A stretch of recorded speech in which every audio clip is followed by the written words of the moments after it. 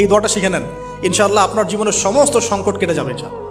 আমি নিজেও এই দোয়াটা বেশি বেশি করার চেষ্টা করি। দোয়াটা হচ্ছে, মুসা আলাইহিস সালাম একটা গাছের নিচে হেলান দিয়ে বসলেন, বসে দেখলেন দুজন মেয়ে দাঁড়িয়ে আছে দূরে, পানি নিতে পারছে না, লোকজন পানি নিয়ে যাচ্ছে, ওরা দাঁড়িয়ে আছে বেচারি। মুসা আলাইহিস সালাম গিয়ে বললেন, কি সমস্যা আপনাদের? তারা বললেন যে আমাদের বাবা অনেক বৃদ্ধ মানুষ, আমরা পানি নিতে পারি না যতক্ষণ না আমাদের কম পানি নিয়ে চলে যায়। তো মুসা আলাইহিস সালাম একটু বললাম না, ফিজিক্যালি খুব স্ট্রং ছিলেন, থাকে না বডি বিল্ডার, সামনে গিয়ে কথা বলে সরো পানি দিতে দাও, তখন মানুষ একটু মূল্যায়ন করে না। তো মুসা আলাইহিস সালাম এভাবে পানি নিয়ে দিলেন এবং বাছুরদেরকে পানি পান করালেন, করিয়ে গাছের নিচে এসে বসে আছেন।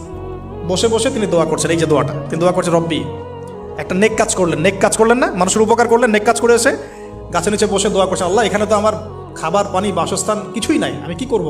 রব্বি ইন্নি লিমা আনজালতা ইলাইয়া মিন খায়রিন ফাকির, রব্বি ইন্নি লিমা আনজালতা ইলাইয়া মিন খায়রিন ফাকির।